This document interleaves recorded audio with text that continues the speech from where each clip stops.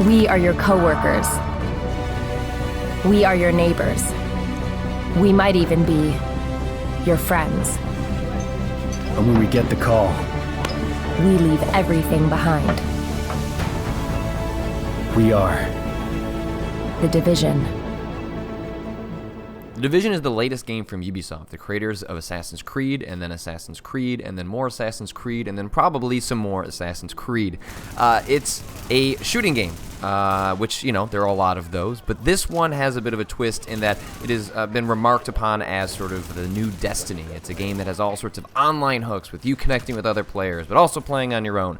It's set in sort of a decimated New York City, or parts of New York City anyway. There is a virus that has been passed through money. So by touching money, it's infected people with all these different diseases, and it's not super clear exactly what's going on when the game opens. And in fact, part of playing the game is discovering what is actually happening in New York, what is the motives behind this pathogen. It seems to have been a terrorist attack, blah, blah, blah, blah, blah. But basically, it is descended New York into chaos. It seems like it might be happening on a more global scale, but you are concerned with New York, and you are part of this secret organization called the Division, who are, I guess, only brought in when things get really bad. It's basically like a special military service of highly trained agents. They have these weird wristwatches that you think people would notice, but for some reason they don't, and anyway, none of that really matters. Like, what matters is that you get dropped into New York, and in fact, a gorgeous New York. The thing you notice first about the Division, it is unbelievably pretty.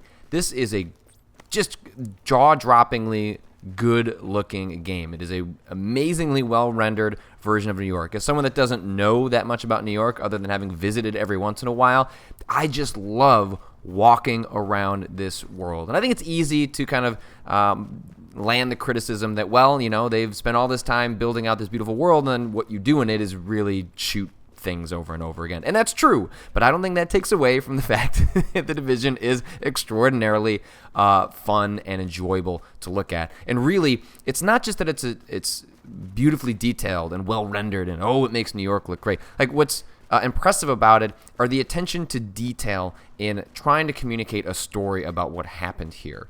Because what's interesting is the Division fails on a couple of fronts. I've only played about 5 hours of the game, and so I want to be upfront that this isn't sort of like qualitative review that is looking at the game holistically. Like, my premise here is to look at the Division as a game that, when I play video games, a lot of times I'm usually playing single-player games. And so I approach the Division as a single-player game primarily. Is this something that if I played solo, would I have a really good time with it? And that ties into this idea of the narrative, because often I'm playing video games for the narrative. It doesn't mean that I don't play other games for other reasons. I just played, 30 hours at XCOM 2, not for the narrative. I'm going to play Fire Emblem, not for the narrative. I played Destiny, not for the narrative. There are plenty of instances when I don't do that, even in genres where story is a part of it. But I do kind of first and foremost approach these games wondering, what is the story they're going to tell? And Division both succeeds and fails in some interesting ways. And it's, again, contextualized, and I haven't finished it, and I guess there could be revelations. But I think 5 hours is a pretty good landmark to sort of establish, how do you feel about this? What is the game doing well? What is the game doing poorly? And the reason I started by discussing the aesthetic, the visuals, is because there are instances in this game where you will just come across things that tell little stories about what happened before you got here, what establishes the chaos of what New York must have been like when it was descending into the state that it's in now. You come across parachutes that show that it was supplies, but everything's kind of wrecked and torn apart, suggesting there was a firefight there, and in your head, you kind of start putting together what exactly happened in this world. And then there are other instances where you come across what are called echoes, which are just these little landmarks that for whatever reason you have technology that can scan and tell a story of things that happened in the past. It's not really clear why it's possible, but I'm willing to go along with the goofy narrative conceit because it allows the developers to tell interesting stories, little vignettes about what happened in this city. Okay?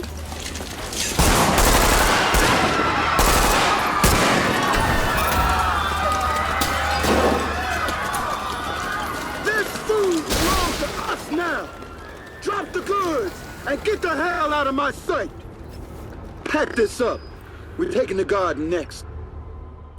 And so there's a combination of you being in a different version of the chaos, but getting a window into an older version of that chaos, a story that was told there about, whether it's a truck that got raided or a couple that was taken by surprise by a group and then was killed. Like, these are effective storytelling devices that essentially are the Division's version of a audio diary. And there are plenty of audio diaries in this game as well. There are in fact hundreds of audio diaries in this game, but I tend to actually not even bother picking them up. I don't find them that interesting, but the echoes I think work effective because it allows you to get immersed in that world and get a slice of that story in a way that I found really interesting. Again, like, it's a leap of logic, but it's fine.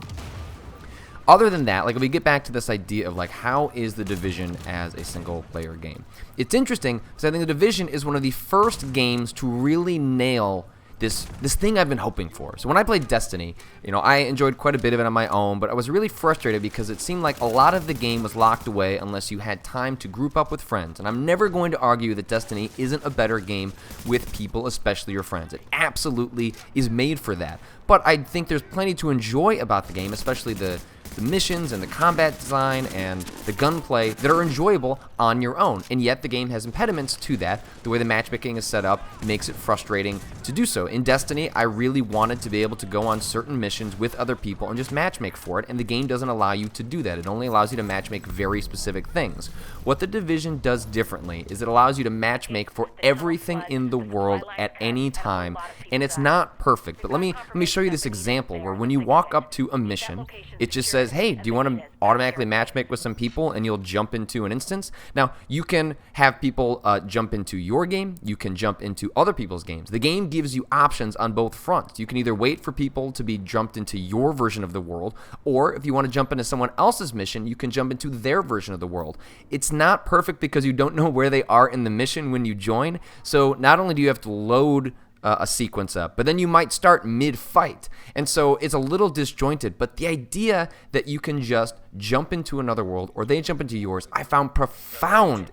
Suddenly it makes these games make sense in a way that allows me, as someone that largely plays them on my own, I can play them with other people, and I have mostly played The Division with other people. Now, when I'm doing side missions, when I'm doing small stuff, when I'm just kind of putzing around in the world, I'm doing that on my own. But the moment a mission becomes available, rather than having to stress out over, well, I guess maybe I should text my friend, or who's on my friends list, like where are they relative to me in level or in gear, I don't have to worry about. I just click matchmake, and people come into my game, or I go in their game, and it works. Like, it really just works. And I know maybe it sounds like a goofy thing to get excited over, but I think for people that largely play single-player games, I have spent a lot of time in The Division playing with other people. I haven't gone to the next level of adding a mic, but I think I might do that because The Division takes out the stress. I find setting up multiplayer games, engaging with friends online, scheduling around my life that doesn't have a ton of free time to be incredibly stressful. And so The Division takes that away in a way that allows me to actually do it. And so I want every other game to copy this. I want all other games to approach matchmaking in this way because it means that I actually engage with other players and enjoy the game, I think, a little bit more the way it was meant to be played. That all said, everything else, how does it really stack up? It's kind of just okay. I am enjoying it. I'm going to keep playing it. I'm probably going to go all the way to the end. The missions are pretty boring. The story isn't really going anywhere. Like, all of the most interesting parts of the narrative are kind of tucked away. There's some really problematic elements. I hate that word. I really hate that word. That word's really tired out. But the fact that you're constantly shooting humans all the time for seemingly no reason. Like, I don't know what it is about the Division's technology that, well, A, allows them to summon Echo Visions out of nowhere, and B, immediately identify who the bad guys are. Like, you're constantly exploring this highly realistic New York City in which sometimes people are good civilians, and then immediately other times these people need to be shot in the face and killed. And there's no, real narrative justification for why you're constantly shooting these people. Like, when I come across a group of people that are going through a suitcase, I don't necessarily think they're bad people, but in The Division, they just tell you, oh, they're the bad guys, just shoot them in the face. And so you can't think too hard about what you're doing in the game, because the moment you start doing that, it doesn't make a lot of sense, and in fact seems really creepy that in 2016 you're playing a video game where you are an elite police force who are just rolling up to random people and shooting them because you suspected them to be bad. There is no context given for these people. There's no context given for why they are quote-unquote bad. You are just to assume that you are the good guys, they are the bad guys. And if you try and not think about that subtext, if you try and not think about the cultural and political context that the Division falls into, then you can get away with that. And that has allowed me to just sort of enjoy the game as it is. But I can't help but feel uncomfortable every once in a while, or rather constantly, when you are just walking down an alley, you just see two guys and the game says, shoot them. And I do shoot them because it says they're bad guys, and they give me experience points, and they drop gear, because I want that stuff, because that is the endorphin mix I am getting from this game. But I can't help but look what's happening on television, what's happening in our culture, and then look at that and go, wow, they sort of, I don't think they were intentionally trying to make me uncomfortable, but I can't help but look at this and feel uncomfortable. And so you kind of have to pull yourself away from it, and I don't think the game wants you to do that, right? Like, the game wants you to be immersed in its world and its narrative, but I think the way they have set it up, where you are fighting other human beings without a whole lot of context for why, really, really troubles me. And so I have to detach myself from the game in a way that I wish I didn't, but I kind of have to. And furthermore, it's just boring to shoot humans. Like, there's something about Aliens that can be a little more dynamic and interesting, and also because the game is running on an MMO structure where you're constantly measuring your weapons through DPS, damage per second. It just doesn't make a whole lot of sense why some humans are bullet sponges and other humans aren't, because they look exactly the same. But this one, I guess, has armor on it. It just doesn't. It's not that this game needs to have aliens. I just don't think it works, or at least I guess it goes back to what I was saying before, in that there is a detachment narratively that bothers me, in which I can't quite get into the world in the way that I'd want to, where I eventually just have to accept, okay, this human, for whatever reason, is going to take 3 minutes of bullets to put down, as opposed to this other human who took 20 seconds of bullets to put down. No real reason for that, not really sure why, but let's just accept it and move on. And I have. And by doing that, by stepping away a little bit, I have been able to enjoy the Division, and it's gorgeous. The gunplay is really good. It has allowed me to interact with other players in a way that other shooters have never allowed me to do before. And all that kind of adds up to something where I say, I'm really enjoying the Division so far. I think there are a lot of caveats that go with that.